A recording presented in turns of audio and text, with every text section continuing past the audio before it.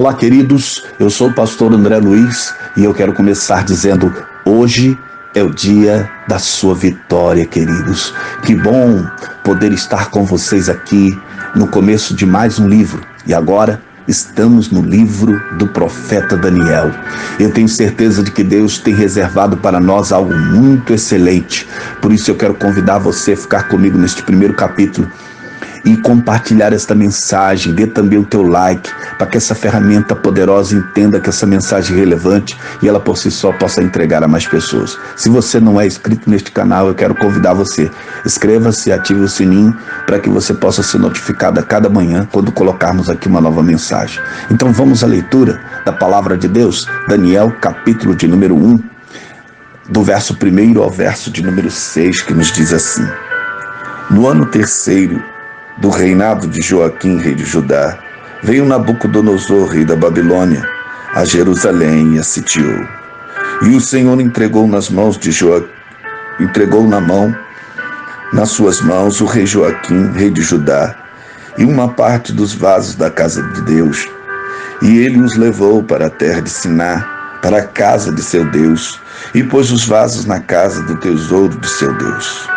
E disse o rei a Aspenaz, chefe dos seus eunucos, que trouxesse alguns dos filhos de Israel, da linhagem real, dos nobres, mancebos, em que não houvesse defeito algum, formosos de parecer, e instruídos em toda a sabedoria, sábios em ciência, entendidos no conhecimento, e que tivesse habilidade para viverem no palácio do rei, a fim de que fossem ensinados nas letras e na linguagem dos caldeus. E o rei lhes determinou a ração de cada dia, da porção do manjar do rei e do vinho que ele bebia, e que assim fossem criados por 3 anos, para que no fim deles pudessem estar diante do rei. E entre eles se achavam dos filhos de Judá, Daniel, Ananias, Misael e Azarias. Queridos, em Daniel, no capítulo 1, o profeta nos mostra como os nobres de Israel foram levados como cativos após a invasão da Babilônia. O objetivo de Nabucodonosor era tornar a sua nação cada vez mais poderosa. Mas note uma coisa aqui: não é correto pensarmos nos 6 primeiros capítulos do livro de Daniel apenas como capítulos históricos. Existe muita profecia embutida nesta história sobre o curto reinado dos reis de Judá e acerca de Nabucodonosor e do faraó do Egito. Queridos, as profecias de Daniel estão estritamente relacionadas ao livro do Apocalipse, porque, na verdade, o Apocalipse trata do mesmo tema, mas dá ênfase especial ao papel da igreja cristã como o povo escolhido de Deus. Dessa forma, detalhes que parecem obscuros no livro de Daniel são, em geral, esclarecidos quando observamos no livro do Apocalipse ou quando são observados no livro do Apocalipse.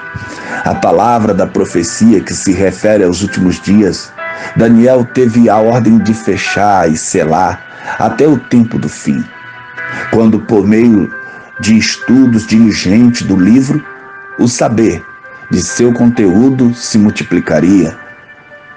João foi especificamente instruído que não selasse as palavras da profecia deste livro, porque o tempo estava próximo.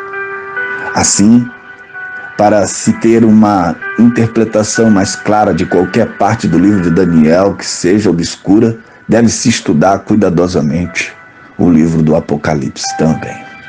Mas seguimos aqui. Daniel, ele inicia o seu livro recordando a experiência traumática quando foi levado cativo para a Babilônia por Nabucodonosor, juntamente com os artigos do templo.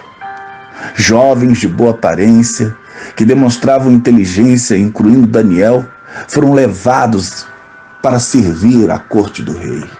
Agora, queridos, redobre a sua atenção aqui. Daniel recorda como eles e os seus 3 amigos tiveram que aprender babilônico, assírico, sumério e outras línguas e literaturas dessas línguas. Eles tinham que se sentar diariamente com seus amigos, aprendendo a gramática e o significado das frases que eram escritas em cuneiforme, uma escrita em forma de unhas, como os arqueólogos encontraram nos textos na biblioteca de Nínive. O curso da Universidade de Babilônia durava 3 anos. Eles tinham que ficar por 3 anos sendo preparados. Os melhores matemáticos, astrônomos, historiadores, professores de literatura educaram Daniel e seus amigos todos os dias. O próximo passo para inseri-los na cultura babilônica foi dar-lhes nomes babilônicos. O nome de Daniel, que significa em hebraico Deus é meu juiz, foi mudado para Beltesazar, referindo-se ao poderoso deus babilônico Bel. O nome Ananias, que significa Jafé é amável, o comandante mudou para Sadraque. E Misael, que significava quem é Deus, o que foi mudado e também foi mudado para Mesaque apenas. Azarias, que significa Jafé, está ajudando, e também foi mudado o seu nome para Abednego. Queridos, todos esses nomes babilônicos significavam que eles agora eram servos dos deuses babilônicos, o que era uma grande humilhação para esses jovens hebreus. Então, eles resolveram firmemente não se contaminarem com a comida e a bebida escolhidas pelo rei para a sua mesa. Eles decidem se manter fiel à instrução da lei e tudo o que o Senhor ordenara acerca de suas vidas. O conhecimento e o amor que tinha pelas Escrituras os ajudaram a tomar decisões sóbrias e vitais. Eles poderiam ser cativos do rei da Babilônia, mas não a sua mente e a sua alma. Deus aprovou a decisão de Daniel e os seus companheiros e os abençoou nesta prova de fé. Com a bênção de Deus, após o período de instrução, o rei Nabucodonosor os achou superiores em muito aos demais sábios de todo o seu reino. O Senhor usou Daniel, queridos, e os seus amigos e os milagres associados a eles para impressionar uma série de reis do fato de que ele estava no comando e que deveriam dar contas a ele. Central ao livro está o tema de que Deus é soberano sobre todas as nações, mesmo quando o seu povo é oprimido, e que ele, por fim, livrará aqueles que lhe forem fiéis. Este tema é explicitamente introduzido aqui, queridos, no capítulo 2, e é enfatizado nos capítulos 4 e 5 pela repetição do conceito: o Altíssimo tem domínio sobre o reino dos homens. Os capítulos 4 e 5 formam um centro de uma estrutura bem harmônica.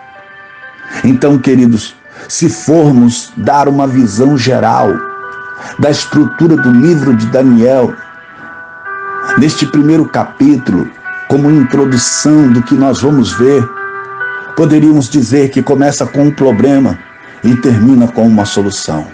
Primeiro, o templo e o povo de Deus são conquistados.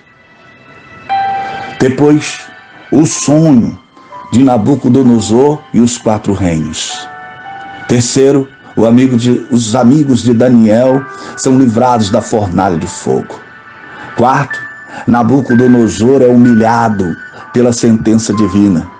Quinto, Belsazar é humilhado pela sentença divina também. Depois, Daniel é livrado da cova dos leões. A visão de Daniel sobre os 4 reinos também aparece aqui no capítulo 7. E do 8 até o 12, a solução.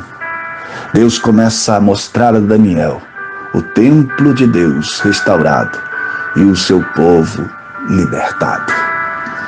Queridos, Daniel termina o resumo de sua história pessoal dizendo que ele trabalhou para a Babilônia até o 1º ano do rei Ciro, como nós vimos aqui no verso 21 deste 1º capítulo. Se ele tinha 16 anos na época do cativeiro, ele tinha então 83 anos quando terminou sua carreira. Daniel ainda estava vivo no ano 537, de modo que viu os exilados voltarem a Judá, saindo do cativeiro na Babilônia. Oh, queridos, a autobiografia de Daniel fala sobre Deus. Vemos ali a tua mão na frente, ao lado e atrás dele o tempo todo. Oh, querido, que possamos ser assim também, cuidados por ele. Que possamos receber todo este cuidado assim como Daniel recebeu. E ao passarmos por situações difíceis, ele ajudar-nos a sermos vitoriosos como Daniel e os seus companheiros também. Então essa deve ser a nossa oração nesta manhã, pedir a Deus que também nos guarde e nos ajude, assim como fez com seus servos. Oremos, queridos. Querido e eterno Deus, Senhor dos céus e da terra, Tu és o Senhor de todas as nações, o Senhor dos povos, o que reina e que está entronizado em glória. Por isso, nesta manhã eu te rendo graças. Ó Deus querido, também te louvo pela oportunidade, Senhor, de estarmos aqui aprendendo com mais um livro. Senhor, abençoa-nos, fica conosco, nos dê um dia de vitória. Ó Deus, e que a tua bênção repouse sobre cada um nesta manhã, em nome de Jesus. Queridos, eu vou ficando por aqui, mas eu quero declarar sobre a tua vida. Deus abençoe a tua casa. Deus abençoe a tua família. Deus abençoe a tua vida, em nome de Jesus. Amém.